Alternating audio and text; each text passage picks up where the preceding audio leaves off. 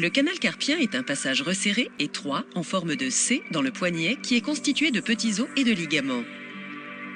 Certains des tendons et des nerfs qui contrôlent le mouvement des doigts passent par le canal carpien pour atteindre la main. Ces tendons sont recouverts d'une gaine remplie de fluide qui leur permet de coulisser en douceur pendant les mouvements. Des mouvements répétitifs de la main, comme dans le cas de la saisie à l'ordinateur, entraînent une irritation des tendons qui s'accompagne d'un gonflement et d'une inflammation à l'intérieur de la gaine. Comme le canal carpien est constitué d'os et de ligaments, il ne peut se dilater pour s'adapter au gonflement. Il s'ensuit un pincement ou une compression des nerfs de la main qui s'accompagne de douleurs ou d'un engourdissement des doigts. À 61 ans, cette patiente présente un syndrome du canal carpien aux deux mains. Droitière, elle se fait d'abord opérer de la main dont elle se sert le plus. Une opération mini-invasive qui s'effectue à l'aide d'une petite caméra. La patiente n'est pas endormie.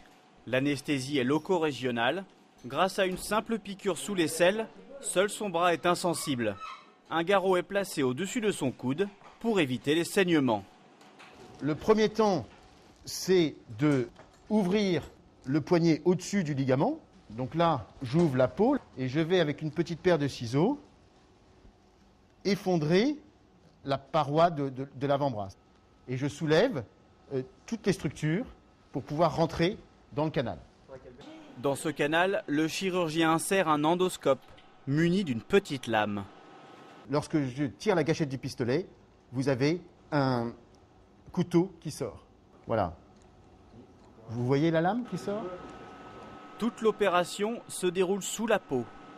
Je pousse avec mon doigt la paume et donc j'ai le retour sur l'écran que je percute ici la paume. Ça, c'est mon ligament qui est parfaitement libre sur toute sa hauteur. Et si je bascule du côté du pouce, je vais voir là-bas le nerf. Mais je reste à distance du nerf. Je vais donc sortir le couteau pour couper le ligament des doigts vers le poignet. Je coupe ici ce ligament de façon progressive jusqu'à sortir au niveau de mon incision cutanée, c'est-à-dire l'incision de la peau au-dessus du poignet. Vous voyez ici, là, les deux berges de ma section. Là, je ne peux plus couper, ça serait trop dangereux, mais le geste est fait et l'espace est agrandi. Ça va bien, madame ? Très bien, j'entends et je sens. Voilà. Et j'ai pas de douleur. Elle n'a pas de douleur, donc c'est très bien. Une intervention d'à peine 5 minutes et quelques points de suture pour des cicatrices discrètes. La patiente pourra rentrer chez elle le soir même. Il n'y a pas du tout d'immobilisation.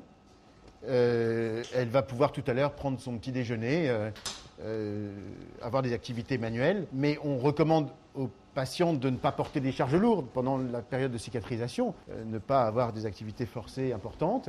Mais elle peut faire tout ce qu'elle veut. Le pansement justifie de ne pas s'exposer à l'eau pour 15 jours.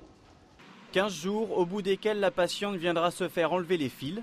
Elle pourra ensuite revenir pour la main gauche dès qu'elle aura retrouvé une mobilité totale de sa main droite.